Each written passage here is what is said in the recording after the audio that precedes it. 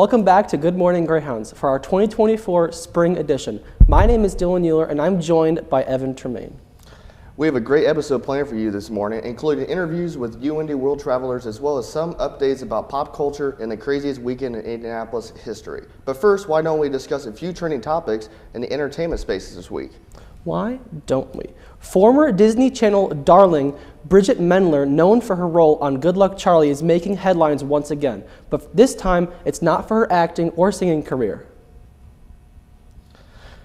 Mendler has just announced for the laugh of her groundbreaking startup Northwood Space, aimed at revolutionizing the space industry.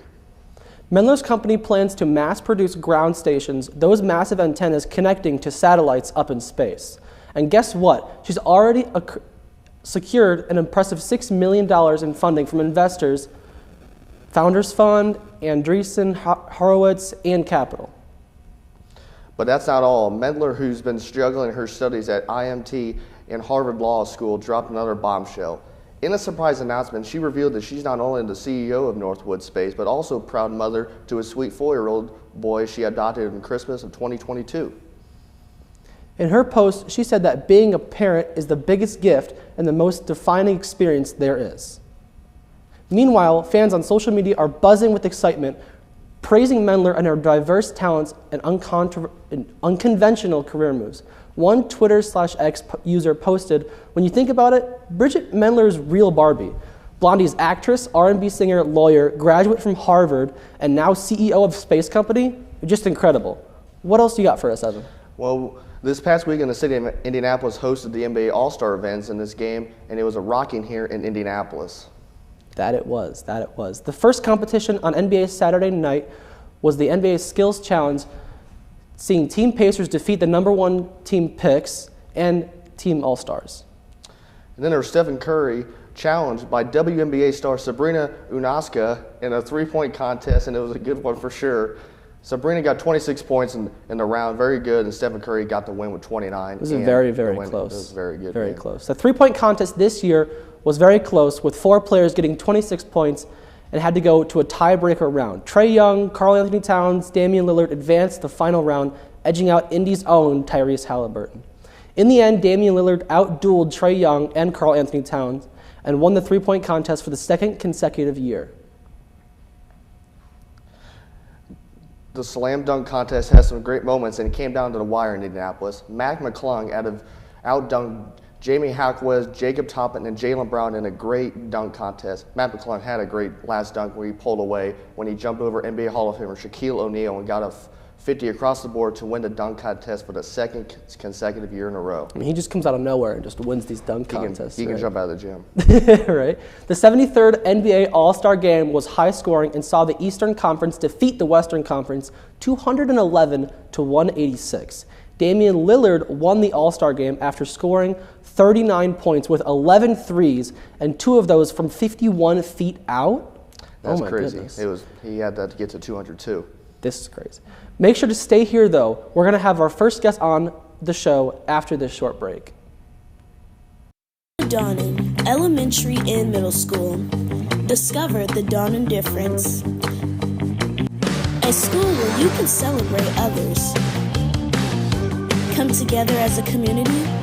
Be a part of a learning environment where students and teachers are appreciated. In Madonna, a culture that can't be beat, that's going onward together. A school filled with love. In Madonna. I love my school.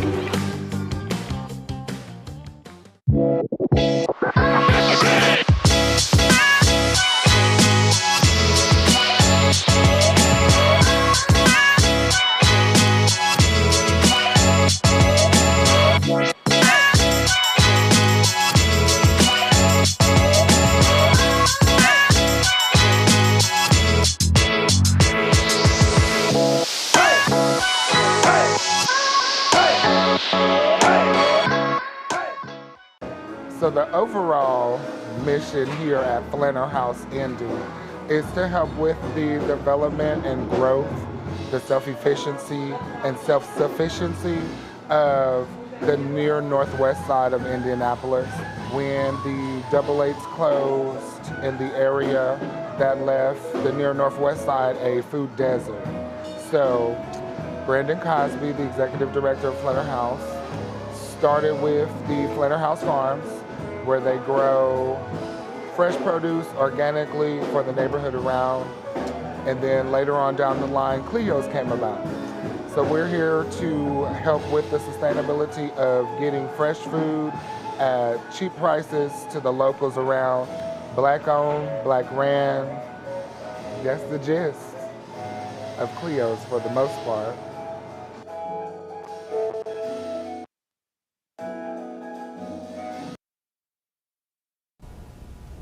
Our first guest this morning is the University of Indianapolis Director of Global and Education, Global Greyhound RSO Advisor. Gosh, that is a mouthful. Welcome to the show, Gina. How are you doing this morning? Thank you. I'm doing great. Happy to be here.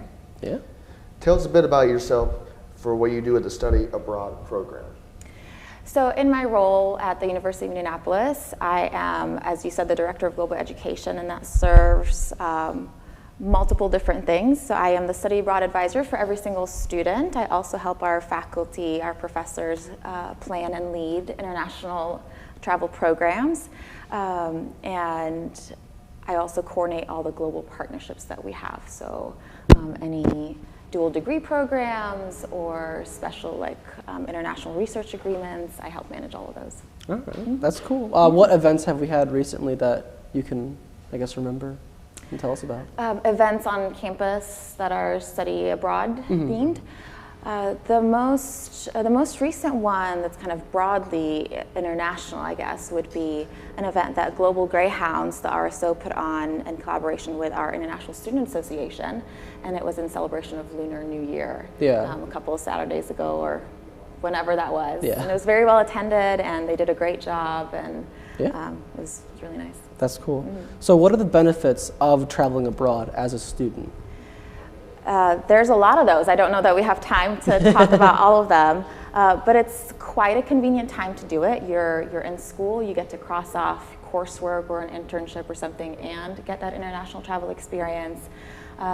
There's a lot of grants and scholarships that you can tap into, so it doesn't have to be expensive. And then you have a lot of support. So this is really nice for people who have not had the chance to travel before, especially internationally, to do it in a safe space and develop those skills. Yeah, because that price tag, when you look on the website, can be quite daunting. So those grants and scholarships and whatnot, I'm sure do help out quite a lot. They do, and it's quite misleading to see the original price tag because there's plenty of programs that you can even take your financial aid, like your federal and state aid, with you and apply it toward that. So there's all kinds of ways that we can make it pretty affordable. Yeah, for sure. What made you want to study abroad in France? Kind of looking back at your background on the website and whatnot, we saw that you, when you were in school, you studied abroad in France, and so I'm sure that inspired you to get to where you are today. So what led to that decision back then? Yeah, well, that was a pretty easy decision, and sometimes I regret it now when I'm advising students. But so I was born and raised in Lebanon, and I have part of my family lives in France, and I had been a couple of times to visit them. So when I had the chance to choose where I wanted to go, I wanted to have the chance to see my family while I was there. So that kind of made the decision for me at the time. Now when I'm advising students, I try to push them away from the more easily accessible destinations. Europe is pretty accessible to a lot of us if we choose to be international travelers as we become grown-ups and have adult things to do. But I wish I had gone to Malaysia and studied abroad there. That's not as a convenient hop over, with a career and a family. So I advise students a little bit differently. I wish I was advised a little differently, but I don't regret it. It was a great time. It was a great month. No, that's cool. That's very cool. I've never been able to study abroad, but I definitely would take the opportunity if I was able to. Well, let's talk. Set up a meeting with me, and we'll see what we can make happen. All right. It sounds really cool to do abroad. I actually would like to do that as well. Set up a meeting. Yes. So running the study abroad program, what is the process like for, I guess, applying and getting the opportunity to? For a student to study abroad, it's pretty straightforward in the sense of the first step is going to be coming and talking with me so that I'm prepared to advise the student throughout the long process. It really does take a lot of time, but we try to make it as streamlined and easy as possible. We've got a lot of resources online on the UINDY webpage for study abroad. We've got a lot of resources and fun things on our Instagram account at UINDY Study Abroad. Yes, seamless. But really the first step is coming to talk to me. It is daunting, like you said, I like that word. It can be intimidating. So I'd like the chance to meet everybody in their very, very beginning stage of even remotely considering it, and then walking through the process of selecting a program, making sure all the finances are in order, helping them apply for scholarships and grants, making sure the courses will transfer back in so that we don't miss our anticipated graduation timeline. And then arranging for everything else, from making sure you guys have a passport, visas if necessary, and aligning everything. And then I continue supporting you while you're abroad, as well as when you come back. All right. So like what kind of programs and courses do you study when you are abroad? Is it a lot of like cultural things? Is it a lot of, I mean, like regular coursework, but you're just kind of over there? Like how does that work? Because I've never really, I guess, looked into it, but I'm curious. That's a great question. We can actually do almost anything. Okay. We can take traditional coursework, whether that's to cross off gen ed stuff or major specific things. So you could be, as a bio major, you could go and particularly study biology at a university abroad, or you can cross off your history or art stuff. So you can go either way, or a combination. You could also do service learning abroad. You could do an internship, which I highly recommend. The network that you build from doing an internship abroad is fantastic and opens so many doors. So it really depends on what you want to focus on and what you want to get out of that. The cultural stuff will come naturally as you engage with where you are and the people that you're surrounded with, and that kind of is up to you how much you want to dive into that. All right. Going back to that, what do you think is the most challenging part of your job that you do here at UINDY, or when you do the broad things with students or anything like that? Oh wow, the most challenging. I hadn't thought about that. If anything is. I think I mean, a lot of it is challenging. There's a lot of moving pieces all the time and a lot of things to take care of. And not everybody moves on the same timeline. Programs have different start dates, and there's so much variety. So there's a lot to keep track of in that sense. But I think the challenging part would be like coming to terms with, if I happen to meet with a student that we can't find that fit or can't make their study abroad happen, that's a little heartbreaking. So I think that's the challenging part. It's just hard to find a spot to be a part of it. Yeah, maybe, or somehow the finances don't line up. We do our best, and then when it doesn't work, it's just like, ugh. Like you said, there's a lot of moving pieces, and it's a very complex, I guess, process to getting yourself actually over abroad and whatnot. What are some of the best like success stories, I guess, from students that have come back and, you know, you've seen like they really enjoyed it and they really enjoyed their time abroad and stuff? Well, I don't think there's any story of study abroad that's not successful from their return. But I think your next guest is a great example of getting those international experiences and how valuable those are. My favorite success stories are our students who not only have never traveled abroad before, but also never been on an airplane, and maybe their families haven't had the opportunity to travel internationally. So it's really great to work with those students and see how their world expands and how many skills they gain from going through all of that, and they get to give that back to other students here as well as their families and open so many doors that way. And we'll be sure to ask her about, you know, all of her time and whatnot. When you do, you know, travel abroad and whatnot, you're kind of inserting yourself into different places and countries and cultures and whatnot. How important is learning that, you know, that local language when it comes to, you know, traveling abroad and whatnot? You go to, you know, somewhere down south in the South American region, there's lots of different languages down there. So how important is that to a student trying to study abroad? It's very important to an extent. We don't require foreign language proficiency. Okay. In order to study abroad, usually our programs are based in English as the teaching language. But it means a lot for the destination, the local communities, if we're able to engage with the language at least a little bit to help us navigate and make that connection. Even if we learn hello, how are you, or get a few levels on Duolingo under things. there. Yeah, exactly. It does mean a lot, and it does change the nature of the interaction instead of just coming across as, an American, let's say, tourist that does not care about the culture or the language. It really establishes that bridge. So I highly recommend that. But I never like language to be like an obstacle for anybody. Yeah, you don't want that barrier, but you would like to at least meet them somewhere in the middle. Yes. Type. Okay. Yes, exactly. Gotcha. So talking a bit about your personal travel. Okay. So I imagine you like to travel quite a lot. A little bit, yeah. What's your favorite place that you've been to? Oh, that's a tough question. You can give us a handful if you'd like, but... Okay, thank you for opening that up. So I love traveling back home. Okay. So that's a little biased, but I love going back to Lebanon. We've got a trip planned for the summer, and we'll see if that happens or not. Okay.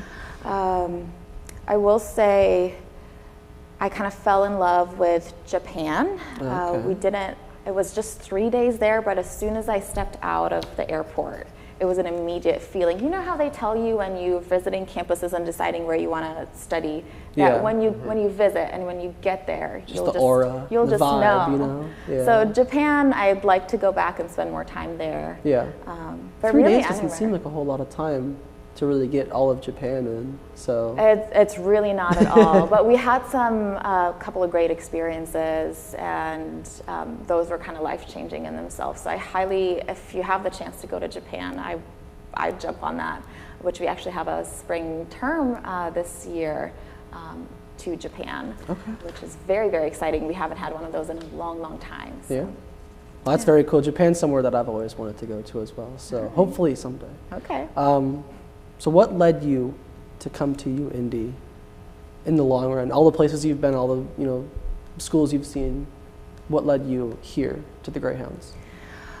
Well, I had established like Indianapolis as a home with my immediate family, and I had very recently graduated, was working in retail actually before seeing a position open up at UINDY that kind of met a lot of my skills, and I felt like I could contribute to that.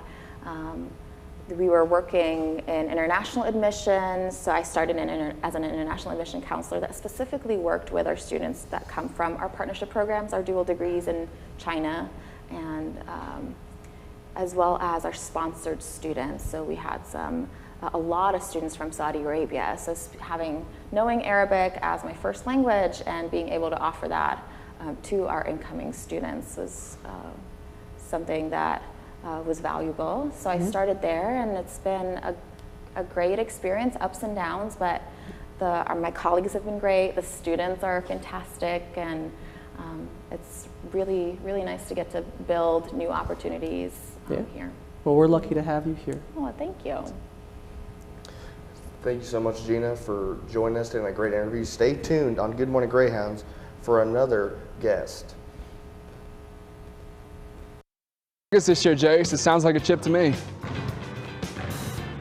They ain't going back to back. Ain't no one getting past Boston. They got a super team, man.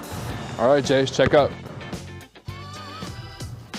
This is the last call. Jace and I head-to-head on football, baseball, basketball, and everything UINDY. Mondays, 6 p.m. UINDY TV on YouTube and Xfinity Stream Channel 1096.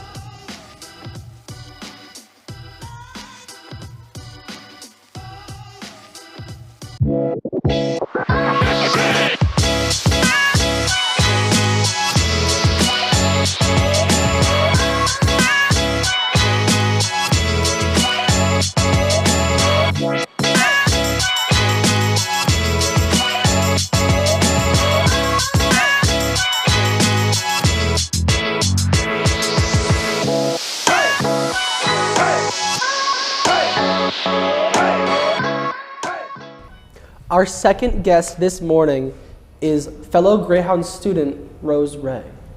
Welcome to the show, Rose. How are you doing this morning? Doing pretty good. Just woke up after since not too long, so you know, still getting there, but no, in a good mood. All right. So you've been on 2 study abroad trips with the University of Indianapolis, and the 3rd coming up this spring. I assume you enjoy traveling. Just a little. Just a little bit. Just a little bit. Yes. So your first study abroad trip was over in Spain. Yes. How was that? Oh, it was incredible. And Yeah. one reason it was so fun was because it included a lot of really cool weekend trips. Okay. So not only did I just go to Spain, but I got to see Morocco and Portugal. Yeah. And so that was super cool. I was able to beat my sister to the continent of Africa. She's a world traveler and speaks a lot of languages, so we get competitive about that. But yeah, it was amazing.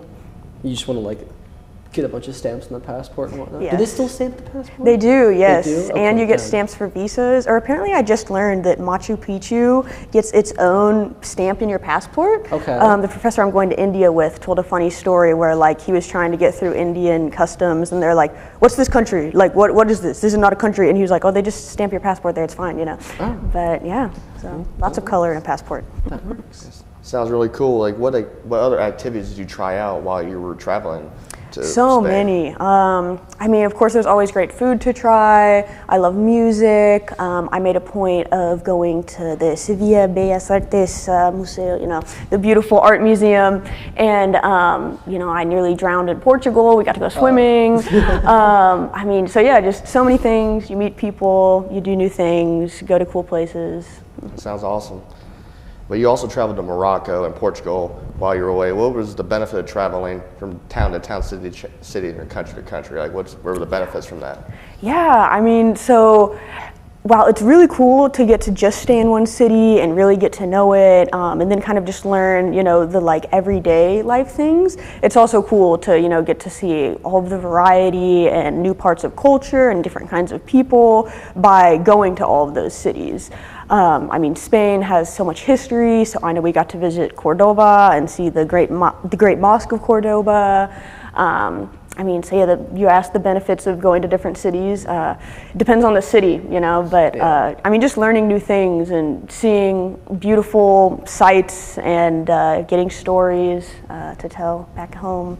But yeah. So did you have to, or not have to, because we already talked about not exactly having to, but did you take the time to learn some Spanish going over to Spain and whatnot? Yeah, hablo español. I am pretty much fluent in the language. Okay. One of my majors is Spanish. I mentioned my sister, she's fluent in French and Russian and English and those other languages, so I joke I had to at least learn one. But no, yeah, I mean, I could talk about linguistics forever. I'm a language nerd, but Okay. it was super fun getting to actually use my Spanish, on the ground. And In the yeah. field. Yes. Were people surprised over there when you just would bust out fluent Spanish? So in Spain, not quite as much. There was one funny interaction where in a coffee shop, I'd ordered and the 2 workers are kind of talking, and then at one point they said where are you from? And I was like, oh, America. And they're like, oh, and they couldn't place my accent. So I was like, okay, I'll take that as a compliment. I don't have a hablo español obvious accent. But no, I mean, I visited Costa Rica last month with my sister, and that's where you get more, I have really long blonde hair, I stand out, and people are like, oh, you speak Spanish, so that's fun. So the Spanish you learn in the classroom, my time taking Spanish back in high school, we learned a very formal, very robotic Spanish, I would say.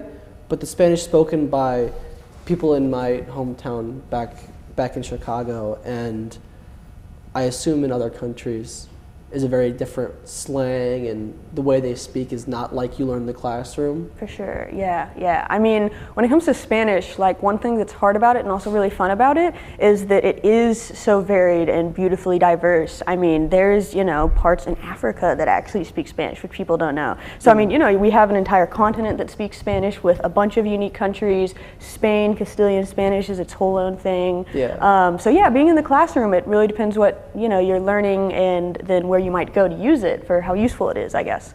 Yeah. I remember my first Spanish teacher, shout out Senor Ward, he spoke Castilian Spanish, and I later came to kind of be like, dang it, because I interact with mainly, Latin Americans in America, so I already am very obviously white, and then I'm speaking this white Spain Spanish, and they're like, no one says vosotros, and that kind of thing. But, so yeah, I mean, what you learn in the classroom, it's super valuable, but you really just have to use it, you know, on the streets, you know, with your Hispanic friends, and that's how you'll really get to know stuff. Gotcha. Well, moving on from Spain, sounds like a great time, great experience for you. You also went to South Korea. What did you do in South Korea, and what were the experiences from that? For sure. We did so much. We got to try a lot of food. We got to see some cool museums. I love art. I'm minoring in art history, so we saw the beautiful ceramic history of South Korea.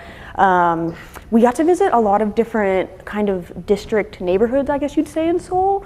So that was really fun. We talked to university students at UINDY Women's University, and we got to get their tips on how to enjoy the nightlife in Seoul, you could say, you know, for where the best soju is and whatnot. But now we got to try food. See places. South Korea is very modern. We got to go to the top of kind of their version of the Empire State Building, Lotte Tower, and that was very impressive and cool. But yeah, all kinds of things. That's cool. That's very cool. What's the most interesting thing you learned about South Korea while you were over there? Ooh, I don't like this question. I learned too many like a fun things. fact. The most interesting thing about South Korea. I thought it was super interesting. So right now, I'm minoring art history. I'm taking an independent study of street art. And so I love to learn about the graffiti scenes of places. Okay. And so South Korea, they don't really have one because everyone's just like very respectful and like more better behaved, I guess you could say, than America. Where like even though there's no trash cans like hardly anywhere in Seoul, there's like no litter. And there's like not like graffiti under underpasses. Like there was a few, but just kind of like how their city operates is different. So yeah, I mean, you know, people won't just litter even though you might have to carry around your water bottle you've been done with for 5 hours. Just how people interact in their city and how the city is laid out, and how that ties into things both culturally, architecturally, where you're visiting. It's very cool. It's a very just different life out there, I assume, definitely. I imagine. And so your upcoming trip this spring, you're going to Japan. I'm going to India and then Japan. Okay. And Miss Ghina talked about her time in Japan. I assume you've been talking with her about her time in Japan, or if you haven't, I would. Yes, because she seems to have loved her time over there. Mm-hmm. You're excited for that? Yes, I'm very excited for Japan. I mean, right now my sights are on India because it's like 2 or 3 weeks away, which feels crazy. So that's been my focus right now. Like I'm trying to learn a little Hindi, but as soon as I'm like on the plane back, it's gonna be like, okay, now Duolingo, we're going to Japanese now. But I mean, there's so much to prepare for. I'm very excited for Japan. I've been researching cool art museums there, back on that art history nerd phase, you know. But yeah, I mean, I'm excited for the food, the people. Definitely have to ask Ghina which sites I should check out. All right, very cool. So what made you choose India and then Japan when it comes to all the different options we have? Yeah, for sure. So for one thing,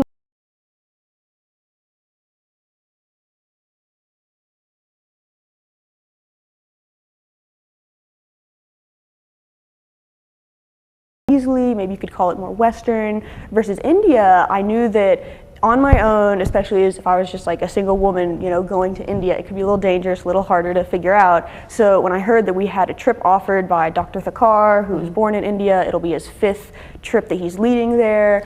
I realized it's a great opportunity because what's great about travel abroad is they kind of do everything for you in a way. Like you definitely have to prepare stuff and, you know, be aware, but you know, all the logistics of the trip, where you're staying, where you go, how you get there, they take care of all of that. That's awesome. And so with India, because it's such a crazy different country than America, I knew you know, it'd be harder to travel to, so I was very excited to hear that UINDY could help me do that. Yeah, well, I really appreciate you coming on. Both of you guys, thank you so much.